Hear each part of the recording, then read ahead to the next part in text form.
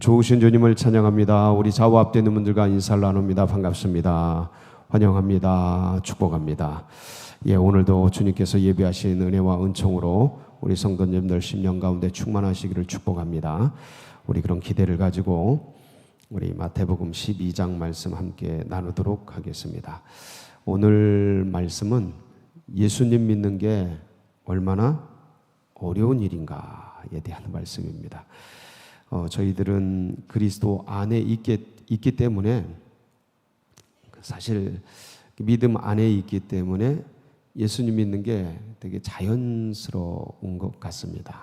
그렇게 생각을 합니다.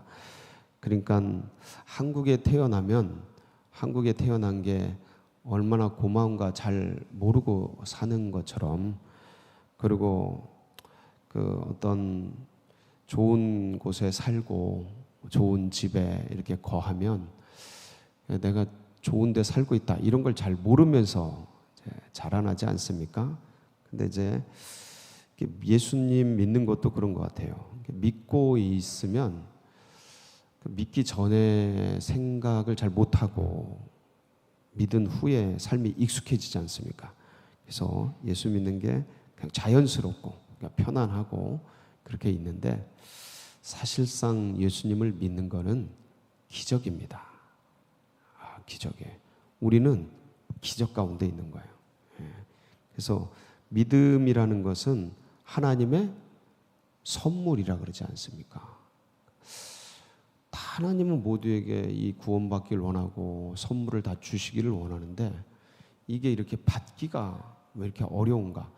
주고자 하는 분은 다 주길 원하는데 받기를 원하는 사람들이 받지를 않는 거예요. 신기하죠? 너무 좋은 선물인데, 어떤 금은보화보다 더 좋은 건데 이게 그렇게 안 보이는 거예요.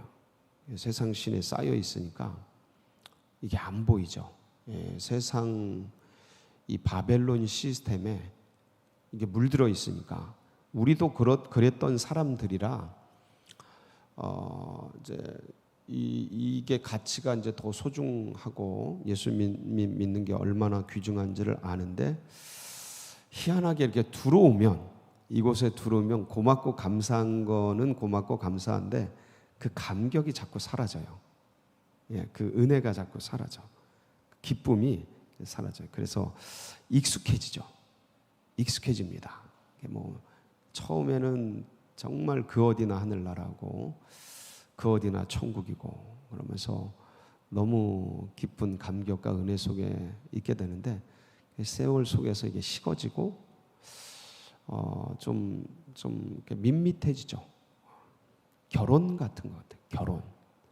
처음에 결혼하면 사랑하는 님과 함께 같이 있으니까 너무 좋은데 점점점 흐려지고 세월 속에서 약해지고 나중에 이제 정만 남고, 그리고 어떻게 이제 같이 있으니까 산다 이런 기분으로 이렇게 가고, 처음엔 그렇게 이쁘고 아름답고 멋지고 그랬던 그 배우자가 이렇게 보기만 해도 눈 아프고 그렇게 되는 또 그런 과정 속에서 그렇게 식어지고 그러는데, 믿음 생활도 좀 그런 면이 좀 있는 것 같아요. 근데 중요한 건 이 예수 그리스도 안에 들어오는 게 그렇게 기적 같은 선물이라는 거죠. 정말 감격적인 거고 은혜로운 거. 그래서 이게 날마다 재생돼야 돼요. 날마다 이 감격과 은혜가, 내가 이렇게 밋밋해졌지, 그러니까 익숙해진 거예요. 주님께 대해서 익숙해졌다라는 것은 가치가 내 안에서 소실됐다라는 거예요. 그러면 가치가 소실된 만큼 뭐가 더 들어온 거예요? 세상께 들어온 거예요. 세상께 들어온 거예요. 정확합니다. 영적으로 틀림없습니다. 그래서 내 안에 기쁨, 감격, 은혜 이런 것들을 향한 사모함들을 끊임없이 이렇게 좀 매진을 해야 됩니다. 그렇게 해도, 집중을 해도 세상 시스템이, 바벨론 시스템이 워낙 강력하기 때문에 소실되는 게 많아요. 마치 근육 소실되듯이 자꾸 빠져나가요. 사모함, 주를 향한 앙망함, 이런 것들. 여러분 모두는 이 감격과 은혜를 놓치지 말고 날마다 아침마다 새롭게 주님을 감격하면서 기뻐하면서 거울을 볼 때도 내 모습을 보면서 이렇게 나를 구원해 주시고 이렇게 멋진 나를 살려주시고 주님 은혜입니다 하고 감격하고, 뭐를 할 때도 주님 감사합니다. 날아가는 새가 노래하는 걸 들으면서 저들도 주님을 찬양하는데 나도 주님 찬양해야지. 찬양을 하고, 흘러가는 냇물을 보면서 산에 나부끼는 나무 꽃들을 보면서 저들이 저렇게 하나님 찬양하는데 나도 주님 찬양해야지. 기뻐해야지. 내가 왜 이렇게 밋밋한가. 성령을 다시 깨우고 예수 그리스도의 십자가 부활을 앙망하고 그것들을 꼭꼭 붙들면서, 여러분 오늘도 그렇게 감격 속에 사시길 축복합니다. 근데 이게 하여간 예수님 믿는 게 너무 힘든 일이에요. 얼마나 힘든 일인지 오늘 제 말씀을 통해서 보여주고 있어요. 자, 한번 보겠습니다. 자, 서기관과 바리새인들이 이제 주님께 나왔죠. 38절. 그때에 서기관과 바리새인 중 몇 사람이 말하되 선생님이요, 우리에게 뭘 보여달라 그래요? 표적. 표적. 기적이죠. 이 당시 기적입니다. 이적, 기적 이런 거 인간이 불가능한 그 일들을 좀 보여달라 하는 거예요. 근데 이게 믿기 위해서 주님을 메시아로 받아들이기 위해서 표적 보여달라 그러는 게 아니고 뭐 하려고요? 함정에 빠뜨리려고. 마치 세금 논쟁 같은 거죠. 이 가이사에게 세금을 드리는 게 좋겠습니까? 아니 되겠습니까? 이것도 A도 답이 아니고 B도 답이 아니고 걸려드는 거죠, 함정에. 그래서 그렇게 함정에 빠뜨리려고 표적 보여주기를 이 바리새인과 서기관들이 원했어요. 그걸 어떻게 압니까? 주님 답을 보면 알죠. 이들이 그런 음모를 가지고 왔다라는 거. 39절. 예수께서 대답하여 이르시되 악하고 음란한 세대가 표적을 구하나. 누가 구해요? 악하고 음란한 세대. 지금 누굴 보고 하는 얘기예요? 지금 표적 보여달라는 사람들 보고 하는 얘기예요. 니네가 악하고 음란하구나, 이 얘기하는 거죠. 니네 의도가 아주 불순하구나, 그 얘기를 하는 겁니다. 그래서 그런데 주님께서 선지자 요나의 표적밖에는 보일 표적이 없느니라. 근데 이 선지자 요나의 표적이 뭡니까? 기억나시죠? 요나서 짧은 성경이니까 하나님께서 요나 선지자에게 니느웨로 가서, 니느웨가 어디입니까? 아수르의 수도입니다. 아수르는 아시리아로 이제 세계사에 나오는 나라로서 그때 저희가 배울 땐 세계 처음으로 세계 정복자들이었습니다. 세계에서 배울 때 아시리아가 처음으로 세계를 정복했다 이렇게 배웠는데, 이 아수르가 그만큼 강력해요. 그래서 이때 이스라엘도 이제 북이스라엘을 점령을 하죠. 멸망시킵니다, 아수르가. 그러니까 이스라엘에게 아수르는 원수예요. 나라를 점령한 것 정도가 아니고 씨를 말려버리죠. 아주 잔인하게 다 죽여버리고 다 포로로 끌고 가고 다른 민족 사람을 이 이스라엘에 거주하게 하고, 그래서 그들이 이 유대인과 섞여서 사마리아인이라는 희한한 그 혼혈족이 생기게 되죠. 이방인보다 못한 취급을 받는 그런 그 역사적 그 어떤 증오의 씨앗을 만드는 사람들이 바로 이 아수르입니다. 그러니까 이스라엘에게는 굉장히 원수 중에 왼수죠. 근데 주님께서 요나에게 니느웨로 가서 아수르의 수도에 가서 복음을 전하는 거예요. 말씀을 전하라는 거예요. 하나님이 심판을 예고했으니 회개하라고. 그런데 이렇게 요나가 너무 가기 싫은 거죠. 왼수 나라에 이거 분명히 복음 전하면, 이 말씀을 전하면 회개할 것 같은데 나는 저것들이 저주를 받고 멸망당하고 심판당했으면 좋겠지, 말씀을 듣고 회개하고 같이 이 은혜를 누리는 거에 들어오게 하고 싶지가 않은 거예요. 민족 감정이 있고 또 미워하는 사람들은 이럴 수 있습니다. 그래가지고 요나가 다시 니느웨로 안 가고 어디로 가죠? 다시스로 가죠. 예, 지금의 스페인입니다. 땅 끝으로 도망을 갑니다.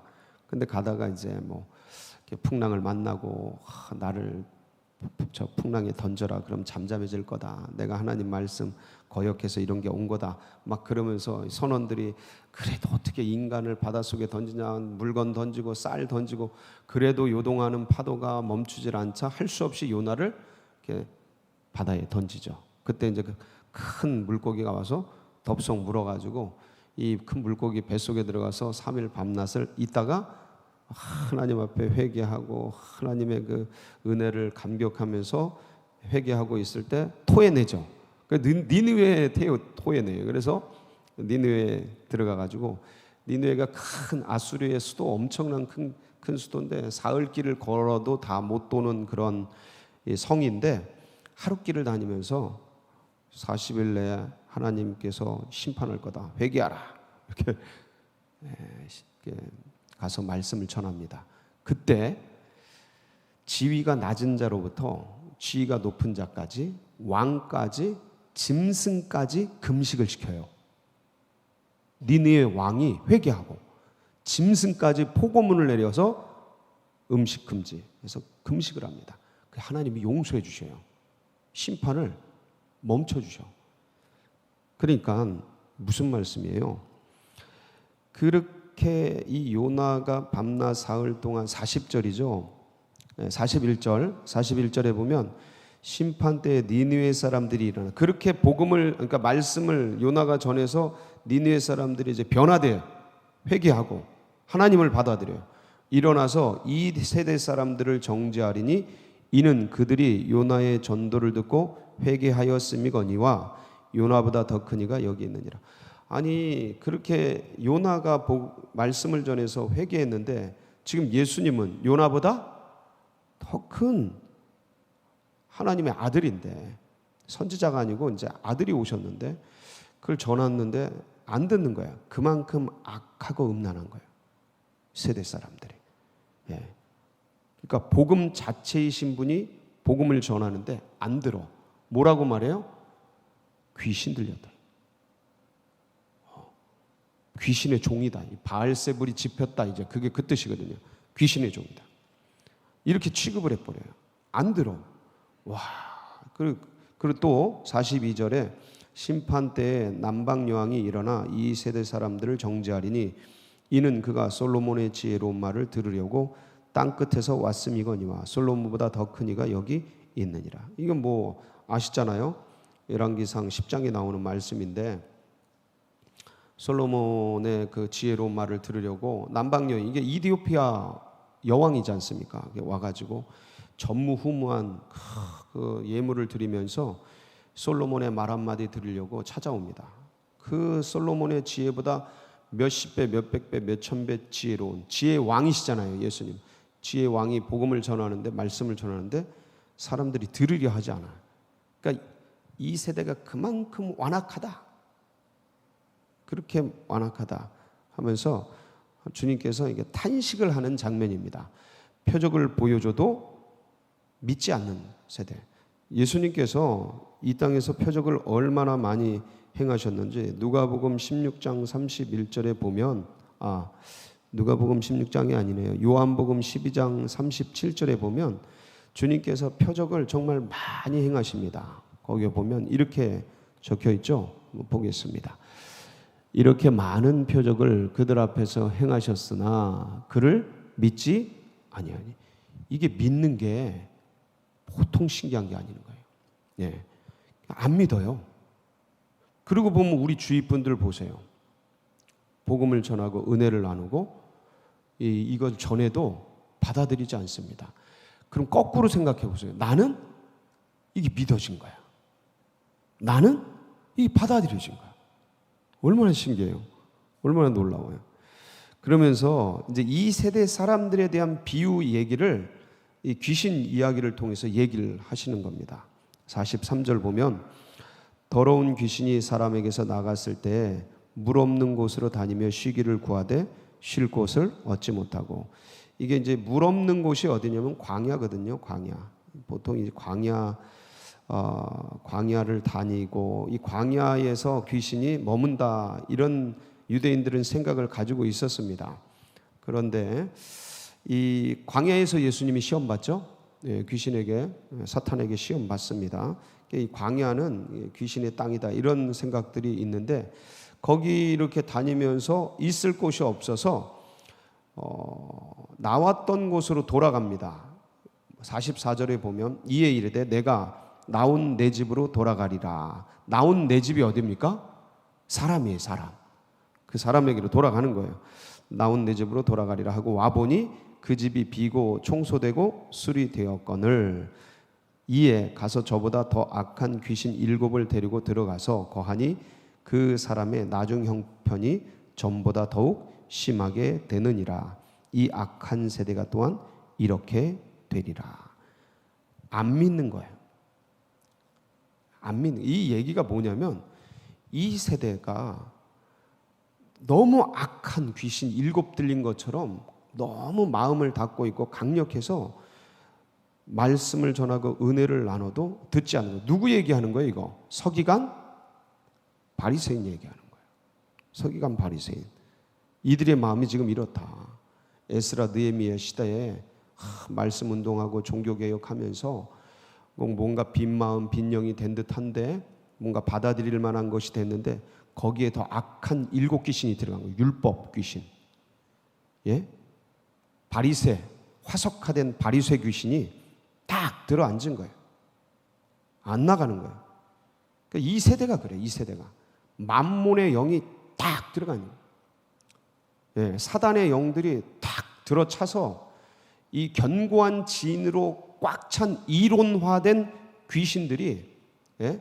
철학으로 위장한 더러운 영들이 꽉 들어가서 그리스도의 말씀이 비춰도 비치지 못하게 만드는 거예요. 봐도 보이지 않게 만들고. 그래서 말씀을 전하면 어떻게 취급을 해요? 예수님이 말씀을 전하는데 우리가 앞에 살펴봤던 말씀인데 마태복음 12장 22절로 24절에 보면 이 바알세불 논쟁인데 한번 보시겠습니다. 22절, 24절. 그때 귀신 들려 눈 멀고 말 못하는 사람을 데리고 왔거늘 예수께서 고쳐주심에 그 말 못하는 사람이 말하여 보게 된지라. 이런 기적과 이적이 일어났잖아요. 정말 놀라운 일이 일어났습니다. 귀신 들린 사람 말 못하고 눈 멀었는데 고쳐줬어요. 그러면서 무리가 다 놀라 이르되 이는 다윗의 자손이 아니냐. 무리, 자 보세요. 무리가 등장하죠. 다윗의 자손이 아니냐. 아직 확실하게 믿는 건 아니에요. 그 무리도. 그런데 다윗의 자손이라는 건 메시아란 뜻이에요. 메시아. 그러니까 무리들은 와, 저분 메시아 아닌가? 큰 은혜로운 충격을 받은 거죠. 근데 보세요. 그 밑에 24절. 바리새인들은 듣고 이르되 이가 귀신의 왕 바알세불을 힘입지 않고는 귀신을 쫓아내지 못하느니라 하거늘. 마음을 딱 닫고 눈앞에서 기적과 이적이 펼쳐지는데도 뭐라고 하는 거예요? 귀신 들렸다. 이렇게 보는 거예요. 진짜 귀신 들린 건 이들인 거예요. 7 귀신이 들어가 있는 거예요. 그러니까 하나님의 기적과 독생자 예수 그리스도가 와서 복음을 전하는데도 완전히 귀신 들린 거로 보고 그렇게 취급을 해버리는 거예요. 그러니까 참 비참해지는 그런 상태에 있는데 이렇게 보여주고 들려주고 알려줘도요. 그러면 지금 우린 그런 생각을 해요. 내가 복음을 전하고 은혜를 나눠도 이것들이 듣지 못하니 안 들으니 예수님이 직접 와서 전해주시면 되지 않을까? 예? 죽은 자가 살아나서 복음을 증거하면 믿지 않을까? 어떻습니까, 여러분? 그게 잘 될 것 같습니까? 누가복음 16장 31절에 우리 같은 고민을 했던 분들이 있어요. 거기 한번 보면 결과가 나옵니다. 이르되 모세와 선지자들에게 듣지 아니하면 비록 죽은 자 가운데서 살아나는 자가 있을지라도 권함을 받지 아니하리라 하였다 하시니라. 이거 예수님이 직접 말씀하신 거거든요.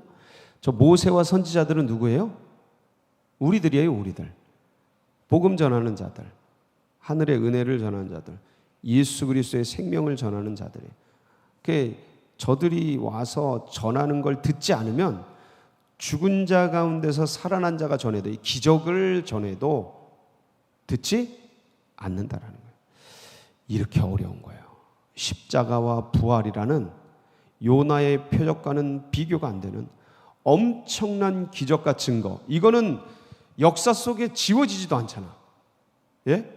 아니, 인류가 역사를 사는 동안 BC와 AD 중심에 십자가가 딱 새겨져 있고, 그리고 그걸 증거로 해서 우리의 생일이 만들어지고 존재의 근원이 만들어지고 우리가 그 바탕 위에 살고 있다라는 이 증거물이 역사 속에 시퍼렇게 새겨져 있는데, 사실 무슨 증거가 더 필요해요? 더 큰 증거가 어디 있어? 이거보다 더 큰 증거가 어디 있어?